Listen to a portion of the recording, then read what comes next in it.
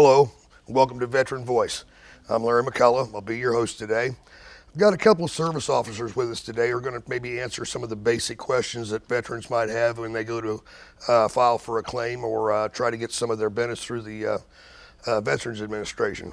On my left is Mr. Ted Pace. Ted's been in here a time or two before on some other programs, and he's a service officer for the Veterans of Foreign Wars, Post 1191 here in Paducah, right, Ted? That's correct, yes. Okay, and on my right is another guest who's been here before, Mr. Tom Rundles, and he is the service officer for the Vietnam Veterans of America, Chapter 337, right? Correct. Gentlemen, I appreciate both of you being here today. Let's go ahead, like I always do, and start with a little bit of background on your going into the military, just to let people know when you were in the military and what you did, and then we'll get into the service officer part of it. Ted, why don't you go ahead and start? Well, I personally was on active duty from 58 till 64, and then I spent another 21 years in the reserves, and I retired as a major from the reserves. Okay. And Tom, how about you? I know you were in Vietnam like I was. Yes. Well, I joined the Army December the 31st, 1964, appropriate date. And I stayed in until May of 73. Spent 3 tours in Vietnam. And I've been in service work now. It'll soon be 6 years. How did you get involved in the service work? I mean, how did that come about? Well, we had a service representative, Mr. David Bradshaw, that was just totally swamped and continued to approach the chapter for someone to give him some help. And no one ever came forward, and at that time I was kind of covered up, but I agreed to help him out. At the time they told me that it would just be a one day a week volunteer thing, and so I decided I'd give it a try, and it turned into a full-time job.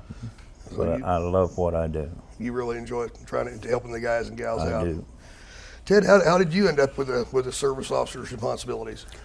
well, it's sort of a similar story. Is basically the vacancy was there, and there didn't seem to be anyone else willing to do it, and so I just took it on as one more duty, and little by little it evolved into more time. And I don't spend every day doing it as Tom does, but I spend quite a bit of time at it, and I have some other post duties, but I certainly spend quite a bit of time at it. Now, do you have established hours where people come in and see you, or do they make an appointment, or how would somebody get hooked up with you if they wanted to come to the Veterans of Foreign Wars, the VFW, and contact you about some benefits they might be entitled to? Well, at one time I had some I had particular hours on Monday and Tuesday evening, and I didn't get a very good response. You'd sit there for 2-3 hours and no one would come in. So now we just publish it in our newsletter. Contact me by appointment, and then we get together. And then I get a lot of just direct calls into the post, and then I return the call, and we go from there. How about you, Tom? Have you got established hours? Yes, I have regular office hours on Tuesdays and Thursdays from 10 a.m. to 3 p.m. And I get the word out in every manner that I can, and usually the local newspaper, as well as, of course, through the chapter itself, and word of mouth. And then, of course, the off days that I don't have set office hours, I use to process claims and make appointments for those people that can't, or for whatever reason, can't get in the office during my regular business hours. And I had tried at one time to go with more time in the office, and the claims process suffered because I wasn't allowing myself enough time to really pursue the claim in the best attitude. So it's been trial and error, but this system seems to work quite well, just the 2 days in the office and the rest of it doing the research and the claim processing. Now, your office is located in Benton, correct? The old courthouse in Benton. Okay. Excuse me, Benton, Kentucky, that is. Oh, yeah. Probably should clarify that since we're in the... Yes, because I have had people that were in Benton, Illinois call me and ask me where I was at. So I'm in Benton, Kentucky, in the old courthouse, in the basement. And I wanted to put in a little bit of a plug for those people over there, they have been wonderful in support. They've provided me with office space, they provide me with the furnishings, and they provide me with phone service, dedicated fax line. And if I run short on material, all I got to do is drop a hint and it seems to show up. So I can't say enough about how well I'm treated there in that facility. Well, that's good that they give you the space and the chance to do that kind of work. And I think, I don't know if people know it, but service officers for the veteran service organizations are volunteers. You don't get paid anything for doing what you do. I mean, you get a good feeling out of it, and you help a lot of veterans. But you're doing this simply because you feel like it's your calling. And it's what you want to do. Agreed, And wholeheartedly. I do know people that are professional service officers. I could not be one. My being a volunteer keeps me kind of in amateur standing, gives me a lot of leeway that I wouldn't have if I were a paid. See, well, you know, as a paid employee, they expect you to produce. As a volunteer, you've got a little bit of flexibility. so if you have a bad quarter, it's really not the only person beating up on you is you. Right. Okay. Now, Ted, your office is there at the VFW post in Paducah, right? It is, you know, as you well know, in just the last couple of months, we've made some fairly major improvements. Before, we've sort of operating off of a pad over in the corner, sitting in a chair, but we've at least found an office where we've dedicated a corner to it, and we've got a desk set up, and we have a computer in there now, and we're online. We ordered one of these LexisNexis automated programs that I'm learning, and it's very handy. We have a fax in there. Just this morning I put an additional bookshelf in where we can do some things, and so we're turning it a little bit more professional than it was, and I hope it grows from there. Okay, just try to get an idea of what are some of the basic, what's the question like Tom that you get asked most often by somebody that just calls you up and they've got they want to find out if they're entitled to certain benefits? Do you usually have them come in right then, or do you qualify them on the phone? How do you go about that? I can't qualify them on the phone. I can listen to them and tell them that, you know, if what you're telling me is true, it sounds like you have a claim or that you don't have a claim. But until I actually talk to the individual face to face and get certain documentation, it's all just it's just a verbal exchange. There's nothing can get done in the beginning, the initial stages. Nothing can get done by phone other than saying, yes, come in, let's talk it over. How about you, Ted? Is there any frequent questions that you get, or without mentioning any names, of course, tell us some of maybe the calls you've got in the last Well, the most month or frequent question I get is, what's the phone number for the VA clinic here in Paducah? But unfortunately, that's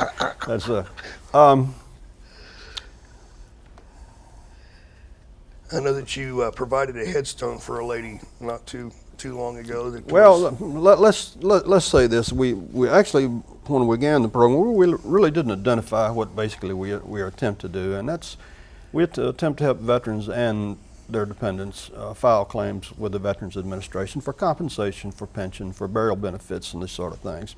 So all these things come up, and to say which one has the most priority, well, we certainly order a lot of headstones, which is not a major deal, but it's a major deal to the family involved. You know, we order military records, and again, it's not a big deal, but if you need them, it is a big deal. So a lot of times you deal with things that are really not consequential to you as a service officer, but they are important to these people, so you don't downplay them. You help them out any way you can. And the story you just mentioned, we had an older lady not long ago. She contacted me, and her husband had died a few months back. She had no money for headstone, nothing, no records, of course. And so I chased his military records down, ordered the VA plaque. She didn't have the money to have it put in place, so you and I together initiated actions where we got the post to spend some $450 to have it properly installed, and which is something we cannot do for every veteran comes along, I might add. Yeah. But things like this make it worthwhile, and we do things. The toughest part of the job, and let me concede up front, Tom is a much more experienced service officer than I am, so he probably can add more in many areas than I can. But the toughest problem is just dragging out to people the records and what they need to do, and if they have in fact been to another service officer, and they often will say, well, I haven't, but in fact they have. They've shopped the country, and so there's some administrative difficulties, but that's what the job's all about, is ironing these things out and getting it done in as timely manner as you can. Mm-hmm. We had a situation just a couple of weeks ago where the person was a member of our post, but he obviously was in a terminal situation, and there was an issue that if a claim was not filed, then it was going to affect the outcome of his wife's future income. And so I actually filed it online on Saturday, and Monday morning, the Veterans Administration cut a letter awarding 100% disability. Now that's an absolute extreme. I've never had anything like that happen before. And then another one you might have, you mail it off and you might not hear from 18 months. So there's very many extremes. It varies from case to case. But that's what makes it interesting, is doing these things. It also, the number of issues on any one claim will affect the speed at which that claim is settled. Single issue claims go much faster than multiple issue claims. It's just a given, because each item has to be duly researched and judged to be either valid or invalid. But much like Ted was saying, our biggest stumbling block is cooperation and honesty. And a lot of our clients will come in, they're not forthcoming as far as telling us the whole truth, and they drag their feet whenever we tell them what they've got to do. And we tell them, hey, this is time sensitive. You've got to do this within a certain length of time. And then they come dragging in 3 weeks late and wondering why. It's no good anymore. If you're going to go to a service rep or service officer for their help, have the willingness to follow their advice, to do what they tell you to do, and it will speed things up immensely. In other words, you know the path through the jungle, so to speak. That's what we are. We're the pilot. We steer the ship, but it's a partnership. Don't come drop it on me and expect me to carry the ball, because it's not going to happen. You got to stay in there and be a part of the process. People have to understand too that the Department of Defense is not a bunch of old fools out there who do not keep records and who do not know not going on. I had one not long ago who had explained this accident that he had been involved in Vietnam, and I ended up with the accident report. And the accident report wasn't at all as the way he claimed it. He remembered it being different, huh? Yes, his view was a little more heroic than the actual report, and so. Most things the military can document. There's numerous agencies you have to go to, and you have to know where to go, and that's part of the job. But most things you will find somewhere it's documented. True, so very true. And I've had instances more than once of people making claims that not only can be unsubstantiated, can actually be proven to be just plain false. Without mentioning any names, but one of the scenarios was I had an individual who claims to have PTSD from recovering dead bodies from Cambodia during the Vietnam conflict. His military records show he never left the United States. He was never overseas in any duty, much less Vietnam or Cambodia. That's those wannabes that we talk about that are out there that have got all these wonderful stories and stuff, but then when you finally get a hold of some of their records and their DD-214s, you find out that they weren't quite the hero they claimed they were. Now, on the other extreme, there are actually people drawing disability who are drawing based on false records that have gotten through. It's rather sad, but it does in fact exist. It does. And but even sadder than that, there are veterans out there that are unaware of the benefits that are available to them. And there are those out there who have such a bitterness towards the government that they will not in any way, shape, or form again deal with it, the VA or any other. We try to reach them. Occasionally we do, but there are a lot of veterans out there that are just unaware. They're just not. They They're don't know the qualified. benefits. Yeah. They're qualified. They're entitled, but they don't claim because they just don't know, or they just had a bad experience. Well, say someone was getting ready to come to you because they think that they might have a claim, they might have a health issue or a disability that they feel may be service related. What are the most important documents for them to make sure that they have when they come to see you for the first time? First and foremost, DD 214. Number 2, a diagnosis of the condition. And with those 2 documents in hand, we can go. We can determine as to whether or not we've got a reasonable chance of establishing a good claim. About a third of the claims that I process are what we call slam dunk. They're fairly routine. About a third of them require quite a bit of work. And then there is a third of them that require a lot of work, and are some even impossible. They just can't be. The documentation in many cases, especially among some of the World War II veterans, it's just non-existent. The doctors they saw back then are dead now. Their files are long gone. And but it's not hopeless. It just requires we do a whole lot more work. I remember years back there was a fire in St. Louis at the archives where they kept a lot of the military records, and they said that a lot of people's files were completely gone. There was just no way that they could get a hold of them because they were destroyed. Have y'all run into any of that anytime, Ted, where you've tried to get a hold of a file and they say that there's just nothing there? I have a couple of times, but there are other ways to reconstruct those records, morning reports and medical records, and sometimes I think they perhaps exaggerate a little bit the extent of the loss. It was some Air Force records and some Army records, and you know, they have this National Personnel Center in St. Louis, and you envision this thing as being all computerized and everybody being able to punch up a computer. In fact, there are boxes sitting out in the hallway that have not been filed in 30 years. Yeah. And these people get some 33,000 requests a week, so I understand. So it's just absolutely amazing that we get an answer at all. And so sometimes we get frustrated because we don't get the response we want, but then you look at what they're dealing with. You know, the VA claims people up there, they get an average of 1,100 claims a month at the VA regional office in Louisville. And I don't know if those are all for compensation and benefits or educational. You know, when this person made the statement at the last meeting I went to.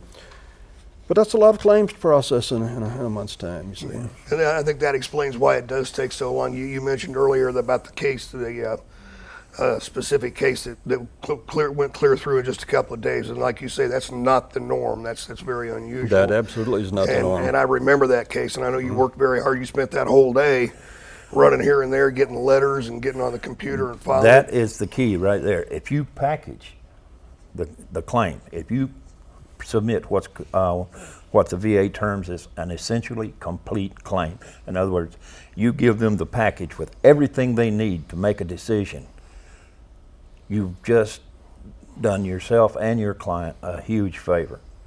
But whenever you start submitting evidence piecemeal, it's going to prolong the process.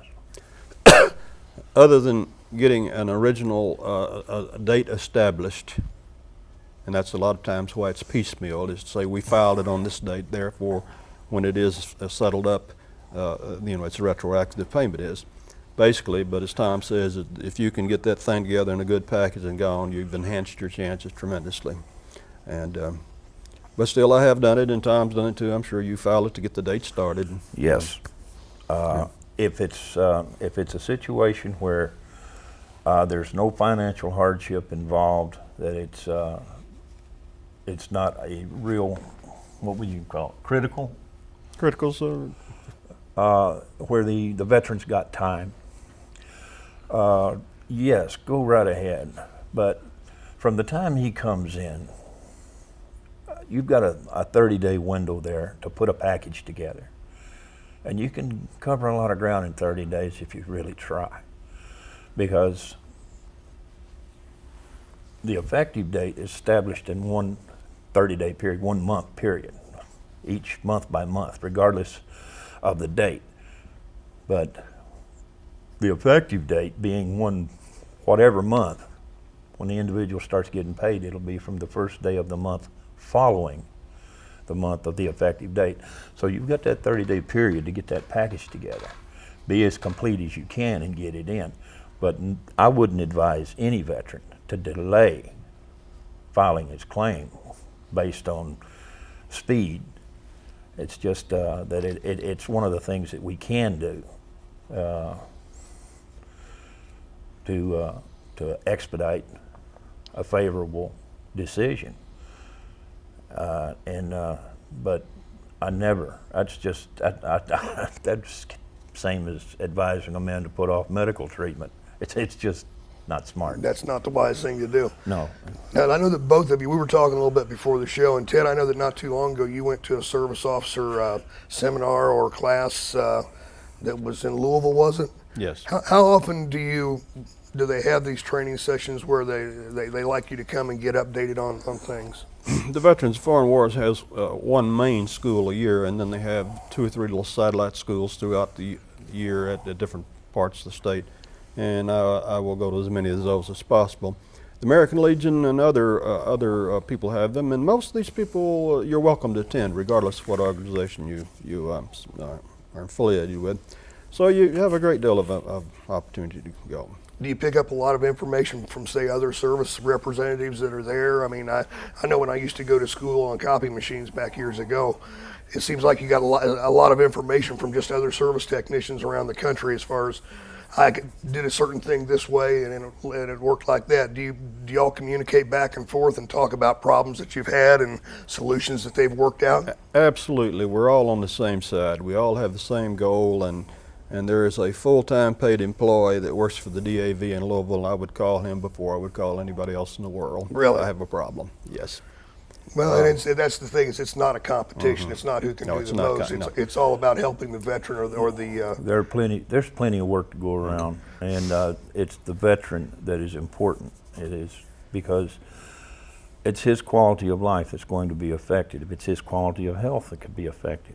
And not only the veteran, but also his family. As Ted has pointed out, there are numbers of benefits available to the families, from health benefits to educational benefits that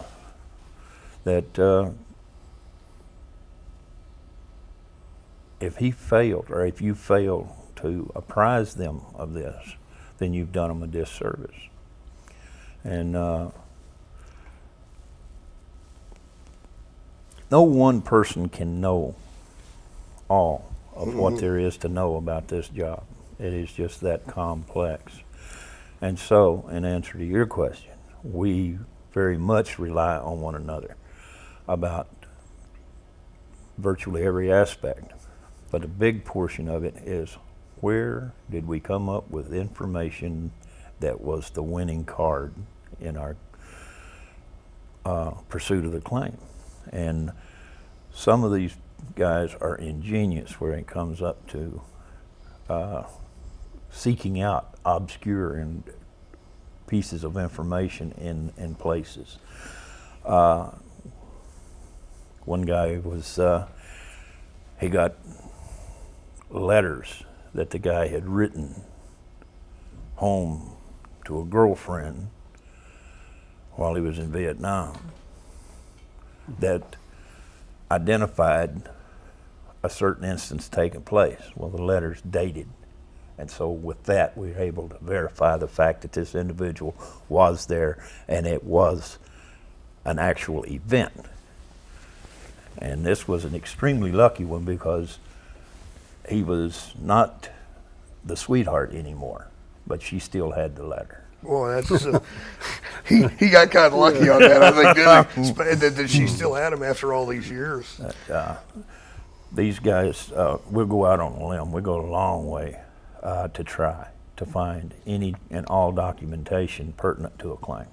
One of the biggest things that I've found, and let's say specifically PTSD, post-trauma stress disorder claims, is making people understand the difference between a stressor and where they are today. You know, they tend to want to say, well, here I am, I have this problem and so forth. But to the VA, you've got to prove that this problem was related to your military service and what happened in the military service that caused you to be where you are today, and is there continuity that you know keeps from there to here. Okay. So this is a big problem, or at least it's been my experience, and Oh yeah, you must establish the nexus. Now there are certain list of conditions that are on what's called a presumptive list. If you have the diagnosis and you can prove you were in service, it's presumed. In other words, you don't have to establish a nexus. But for all the other conditions that we have to file for, we have to establish the tie between your condition and something that happened while you were in service. Well, guys, we're down to just a couple of minutes. What advice would you give if there's a veteran out there that doesn't know if he's entitled to any benefits? Where's the best place for him to call? Should he contact a service officer or the VA, or what would you recommend be the first step to kind of get things rolling? As far as contacting the VA is calling this 800 number where you go through about 15 recorded messages and you never talk to a human being. No, my advice would be to go to an experienced service officer, you know, best you can find. But I want to tell you a little bit about this just to wrap this up on my part. There are some spin-off things that occur with these claims. Particularly elderly ladies, you know, and this is not chauvinist, but there was a time when the men took care of all the business affairs, and a lot of these ladies in their 80s, they end up and they have no experience. And so once you help them out, they call you back on any number of things. They call you back, want you to help them with their Social Security, what they should do about this and what they should do about that. And if I can, I help them. Just the nature of the beast. And it gets off track a little bit. Yeah, and a veteran or a widow would not necessarily have to be a member of a certain organization to contact you. They can contact you, and you're going to help them whether they're a member of that organization or not. Biggest problem we have is not a biggest problem. A problem we have is when you represent a veteran, they give you a power of attorney or a limited power of attorney to represent you. And you will ask them if they have given any other organization a power of attorney, and they will say, no, you have not. And then invariably you will find that they have. And there are guidelines. If anything is under appeal, then a certain organization can't do it. And then this last service officer I went to, I said, well, how do you determine who has the power of attorney on file in VA? And he said, well, you can't because of the Privacy Act. And I said, wait a minute, people, this is insane. This is a no-win situation. If they start with one service officer, they should stay with them. Well, guys, no, I'm not saying that necessarily, but it just makes it difficult to sort it out. This half hour went quicker than I thought it would. I appreciate you guys coming on here and answering these questions, and maybe we'll help some veterans out there. Hope you enjoyed this episode of Veteran Voice. We'll see you next time.